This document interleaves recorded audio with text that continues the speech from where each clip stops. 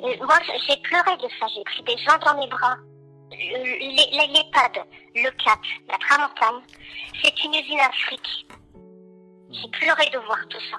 C'est une honte. Une honte. En complément du dossier paru lundi 18 avril dernier dans l'Indépendant, notre journaliste Joël Ruiz a recueilli en audio les propos de cette personne ayant travaillé à l'EHPAD de Leucat. Nous avons bien sûr déformé sa voix qui nous décrit les conditions de travail et le traitement de ses résidents.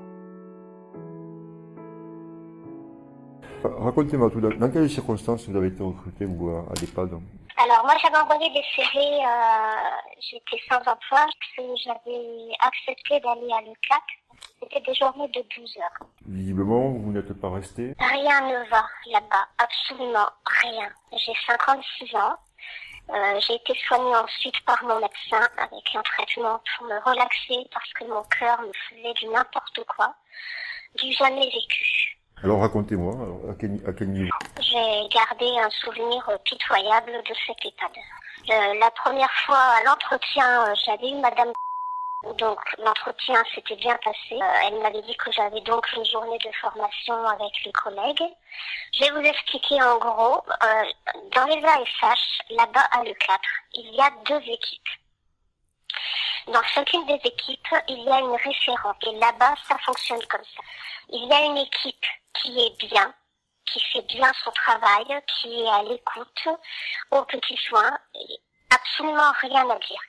Et l'autre équipe qui ne travaille pas bien, qui vous fait faire toutes les corvées comme moi. Quand je suis arrivée, ils m'ont fait faire toutes les corvées et elles s'émargent sur les cahiers pour faire croire que ce sont elles qui ont fait le ménage dans les chambres. Moi, j'arrive en CDD, en remplacement, je suis basculée d'une équipe à l'autre. Les 2 équipes s'affrontent verbalement.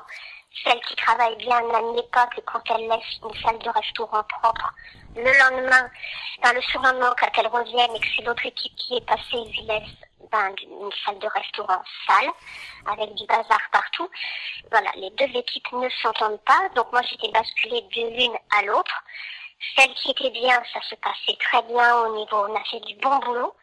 Et celle que je n'apprécie pas et que peu de personnes apprécient, vous font faire donc toutes les pires corvées. C'est un travail à la chaîne. De toute façon, là-bas, il faut le savoir.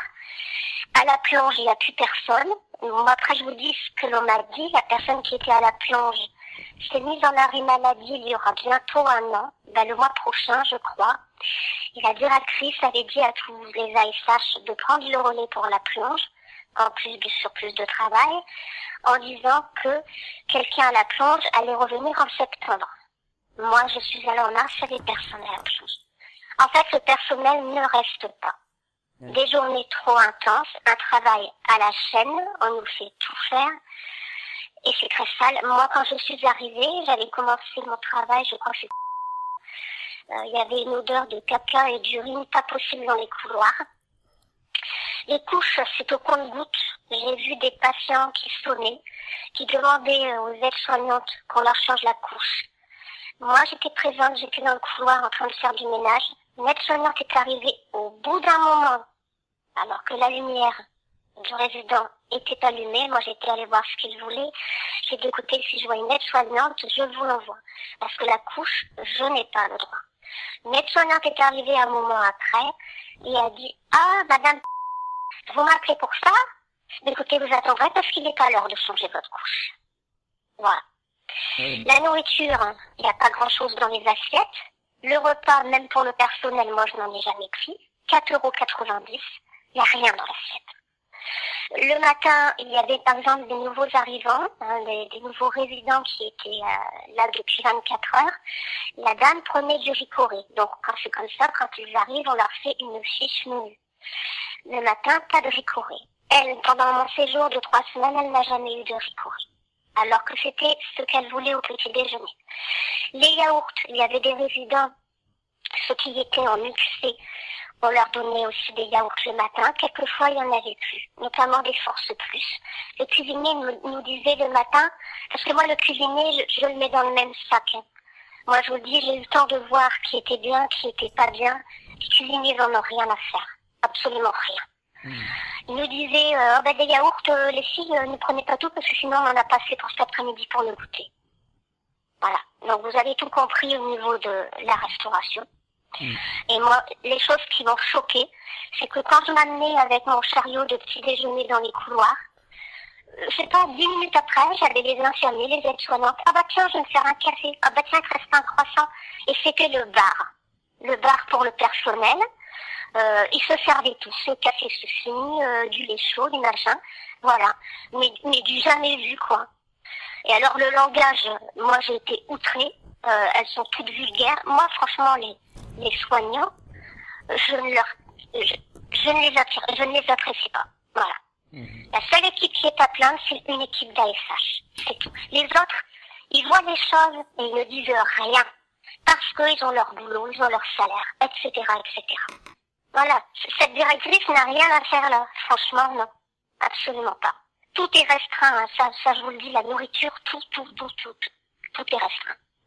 Moi, quand je suis arrivée là-bas, j'ai vu des chambres qui n'avaient pas été lavées depuis 10 jours. Vous vous rendez compte? La salle du personnel, je leur ai dit aux collègues, c'est là que vous mangez? Je leur ai dit, moi, je peux pas manger là. L'état du sol, c'est une porcherie. Il n'y a pas assez de personnel. Donc voilà. Et les chambres, la directrice nous disait, le matin, quand vous portez le petit déjeuner en chambre, eh ben, vous faites une inspection. Vous regardez les chambres les plus sales. Et les plus sales, ben, ce sera à faire aujourd'hui ou demain. Voilà. Voilà ce qu'on nous disait, alors que les chambres doivent être entretenues chaque jour. C'est pour ça que je vous dis, c'est du jamais vu.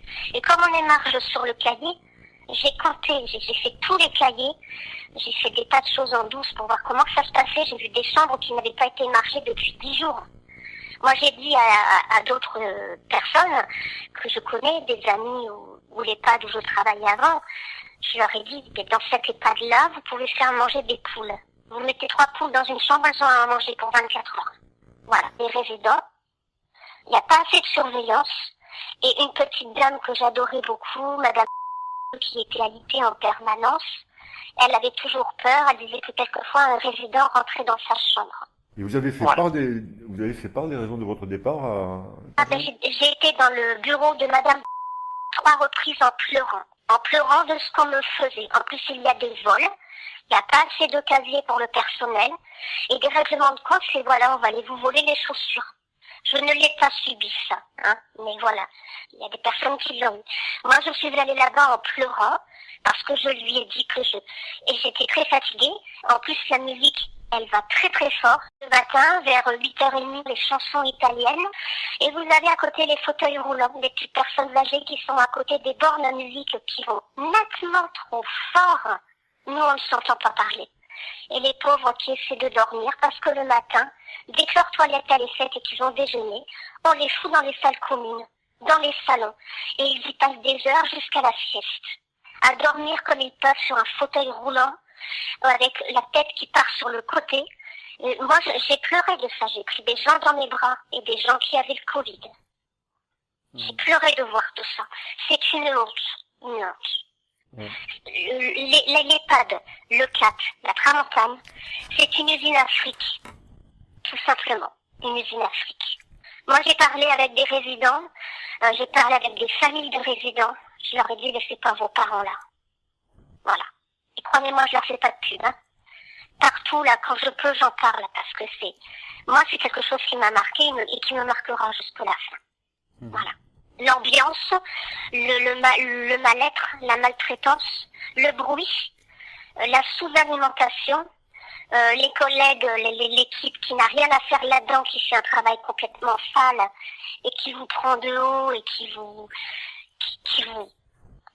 marche sur les pieds, qui vous crache dessus, en dernier, elle ne me parlait même pas, je travaillais, j'étais dans mon coin, dès que j'étais à la plonge, on m'envoyait ailleurs, elle ne me supportait pas. Je ne sais pas pourquoi, je n'ai jamais su ce que je leur ai fait. Elles ne veulent pas de nouvelles dans leur équipe. Et non, je n'y suis pas allée. Alors, on m'a dit qu'il y avait des cas qui normalement devraient être en psychiatrie. Alors, par contre, je peux vous raconter une anecdote. Lors de mon séjour là-bas, mon travail là-bas, il y a eu de nouveaux arrivants, un couple. Par contre, je ne peux pas vous dire le nom parce que je ne le sais pas. Il y a un couple qui est arrivé, des gens bien, qui étaient bien, pour moi, de leur tête, ils étaient bien. Un couple, je les ai vus le soir au restaurant, et le lendemain, je reviens travailler, et on m'apprend que le monsieur s'est évadé la nuit. Il a réussi à s'évader de l'EHPAD et il est retourné chez lui. Sauf que il a été rapatrié par la gendarmerie. Et ce qu'ils ont fait à l'ECAT, ils ont séparé le couple et ils ont mis le monsieur dans l'unité protégée avec les Alzheimer, etc. Et il y est resté. Donc la dame était complètement perdue. Elle ne savait pas ce qu'elle faisait en EHPAD. Où est ma maison? Qu'est-ce que je fais là? Qui c'est qui m'a mis là? Où est mon mari? Elle ne voyait son mari qu'aux heures de repas. Ils ont carrément séparé le couple parce que le monsieur s'est sauvé. Voilà. Ouais. Vous pensez que c'est humain? Voilà, ça c'était à mentionner, ça c'est important, c'est très important. Je pense pas que les soignants et les aides-soignants, entre nous, ils n'en ont rien à faire de ce qui se passe. Parce que moi je me dis, s'ils étaient humains, aides-soignants et soignants, il y a du boulot partout. Ils iraient postuler ailleurs en disant, moi je peux pas. Quand on est humain, on ne peut pas accepter de travailler et de voir ça. Moi je n'ai pas pu, j'ai fait de la dépression. Voilà, ça me fait beaucoup de mal.